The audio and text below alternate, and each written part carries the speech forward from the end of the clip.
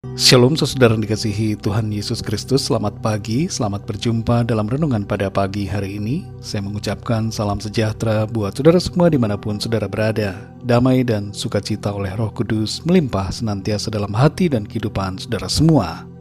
Sebelum kita mendengarkan renungan firman Tuhan, mari sama-sama kita berdoa. Bapa kami yang di sorga, Bapa dalam nama Tuhan Yesus Kristus, kami mengucap syukur untuk pagi hari ini. Kembali kami boleh bangun dengan kekuatan, kesehatan, dan berkat kebaikan Tuhan. Terima kasih untuk kasih dan kemurahan-Mu ya Bapa. Pada saat ini kami mau mendengarkan sabda firman-Mu. Urapi setiap kami, jamah hati kami, supaya kami dapat mengerti akan kehendak-Mu.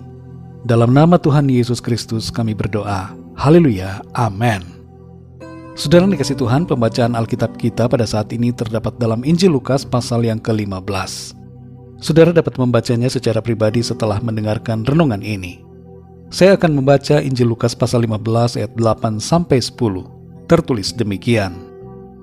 Atau perempuan manakah yang mempunyai 10 dirham, dan jika ia kehilangan satu di antaranya, tidak menyalakan pelita dan menyapu rumah serta mencarinya dengan cermat sampai ia menemukannya?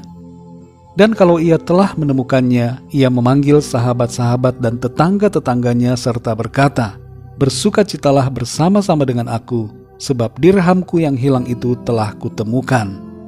Aku berkata kepadamu, demikian juga akan ada sukacita pada malaikat-malaikat Allah karena satu orang berdosa yang bertobat. Saudara yang dikasihi Tuhan, sejak hari Jumat yang lalu, bank-bank milik Rusia di berbagai negara didatangi para nasabah untuk mengambil uang mereka dari situ. Mereka khawatir karena adanya sanksi yang diberikan kepada institusi keuangan Rusia yang menyebabkan terblokirnya akses untuk penarikan uang. Sejak hari Jumat siang sampai saat ini, banyak bank Rusia yang tidak beroperasi. Pada hari Senin tanggal 28 Februari, penduduk di Moskow berusaha menukar uang rabel mereka ke dolar. Tapi dengan segera usaha mereka berakhir karena dolar sudah tidak dijual di pasaran. Seorang ibu mengatakan ia ingin menukar uangnya ke dolar Amerika sebelum uangnya tidak bernilai sama sekali. Mata uang rabel Rusia merosot begitu tajam karena sanksi akibat invasi militer mereka terhadap Ukraina. Banyak orang yang mengeluhkan akan situasi ini. Dari orang biasa sampai konglomerat Rusia bingung karena nilai uang mereka menyusut dengan tajam. Kesedihan dan kegelisahan terjadi karena nilai uang mereka bagaikan hilang hampir setengahnya. Dalam ayat 8-10 ini saudara, Tuhan Yesus menyampaikan perumpamaan tentang seorang perempuan yang kehilangan 1 dirham dari 10 dirham yang ia miliki. Dirham yang dimaksud di sini adalah drachmen atau drachma, yang artinya adalah koin perak Yunani. Beberapa penafsiran mengatakan itu adalah upah dalam sehari, mirip dengan 1 dinar pada waktu itu. Bagi orang lain mungkin nilainya terasa tidak begitu berharga, tapi bagi perempuan ini, koin tersebut sangat berharga. Kehilangan 1 koin membuatnya berusaha sekuat tenaga untuk menemukannya. Dan ini adalah gambaran yang disampaikan Tuhan untuk memberikan kita pengertian betapa Tuhan begitu mengasihi kita. Inilah yang dilakukan Tuhan terhadap kita manusia. Ia datang untuk mencari yang terhilang. Dalam Lukas pasal 19 ayat yang ke-10 tertulis, "Sebab anak manusia datang untuk mencari dan menyelamatkan yang hilang." Sedemikian berharganya kita manusia, sehingga Allah sendiri mau datang menjadi manusia. Ia mengasihi kita dengan kasih yang kekal. Kasihnya dibuktikan dengan kedatangannya dan kematiannya di atas salib sebagai korban tebusan bagi semua orang. 1 koin dirham dalam ayat ini berbicara bahwa setiap diri kita begitu berharga di mata Tuhan. Ia tidak mau ada yang binasa, tapi kerinduannya bagi kita adalah agar kita semua diselamatkan. Saudara yang dikasihi Tuhan, ketika perempuan itu menemukan koin peraknya atau 1 dirham itu, ia begitu bergembira dan menyampaikan kabar itu kepada sahabat-sahabatnya dan juga tetangga-tetangganya. Sukacitanya begitu luar biasa. Kita juga dapat membayangkan bagaimana orang-orang yang kehilangan uangnya karena kejatuhan nilai mata uangnya saat ini akan sangat bersuka cita ketika uangnya kembali pulih nilainya seperti semula. Sukacita seperti ini digambarkan Tuhan untuk menjelaskan supaya kita mengerti bagaimana bersukacitanya sorga ketika ada satu orang yang bertobat dan diselamatkan. Saudara yang dikasihi Tuhan, apa yang menjadi rema dari ayat ini buat kita? Pertama, kasih Tuhan begitu besar bagi kita, sehingga Ia mau datang dan menyelamatkan saudara dan saya. Yang kedua, kita berharga di mata Tuhan.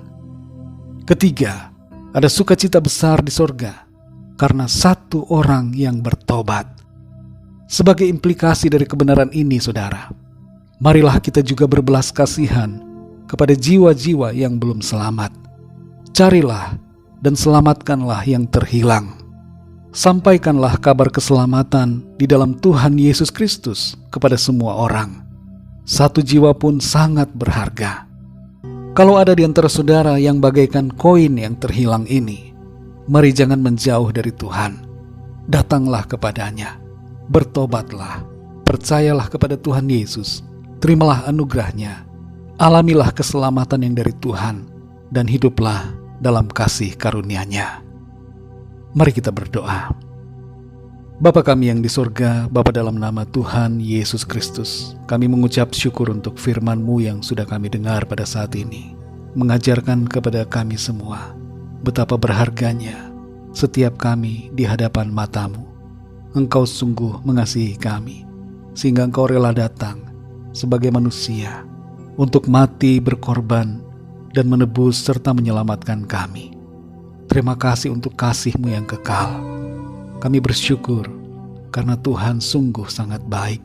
Engkau mau menyelamatkan kami.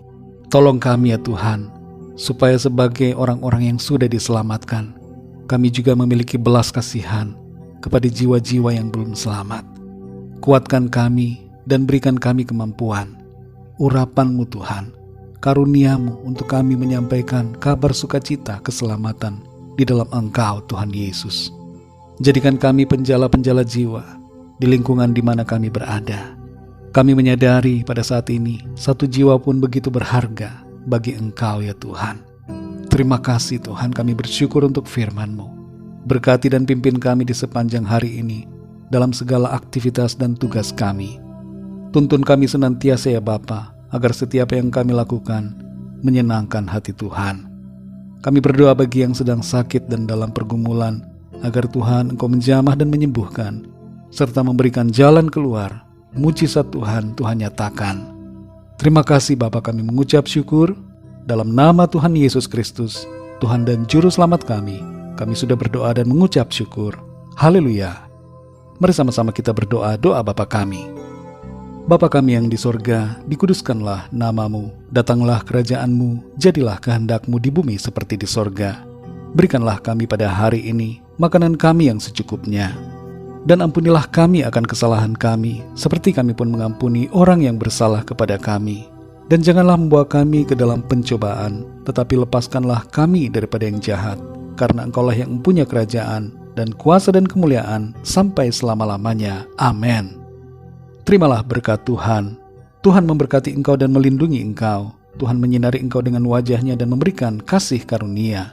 Tuhan menghadapkan wajah-Nya kepadamu dan memberikan damai sejahtera. Berkat anugerah dari Bapa Surgawi, cinta kasih karunia dari Tuhan Yesus Kristus, dalam persekutuan dan penghiburan Roh Kudus, menyertai kita semua, sekarang ini dan sampai selama-lamanya. Dalam berkat nama Tuhan Yesus Kristus. Haleluya. Amin. Puji Tuhan, saudara yang dikasih Tuhan, saya percaya firman Tuhan menjadi berkat dan kekuatan buat saudara semua, dan Roh Kudus akan menolong saudara untuk lebih lagi memahami kebenaran firman Tuhan. Tuhan Yesus memberkati saudara semua. Sampai jumpa dalam renungan yang berikutnya. Haleluya.